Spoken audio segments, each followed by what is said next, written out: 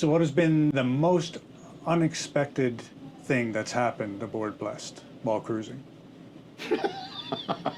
Highborn Key. No, Highborn Key, for you, maybe Highborn Key. For me, it was the Maiden Voyage, 1,500 miles, right? Mm. And so we make the first 1,000 of it problem-free. We then it's after, I think it was Tropical Storm Irma, yeah, just before Hurricane Ian. And so we're trying to get from Manhattan all the way back up the Potomac River before Ian comes, right? Yeah. So we're loaded down, we're full of fuel, full of water, we're as heavy as a boat will be. We push off and we get out into the Atlantic, and it's our first ocean trip at all, right? Ever?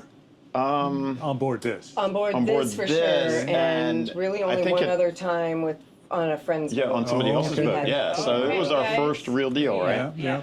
And I've got friends that are sending me messages, you're crazy, don't go out in this weather. Somebody else sends me a message that shows me pictures of the breakers at Sandy Hook, at 11 feet. Oh my goodness. And so the weather wasn't the greatest, and so we're pushing the boat, and I guess we're about 2 hours into it, and we do 2-hour engine room checks, right? So we're 2 hours into it, we're throttled up pretty good, and I go downstairs, and at the port engine, I've got oil shooting out the side.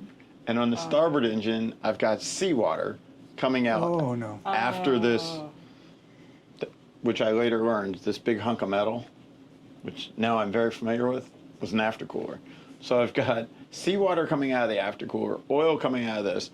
I call the dealership, and he asks me, how many gallons? And she laughs every time because I went, gallons?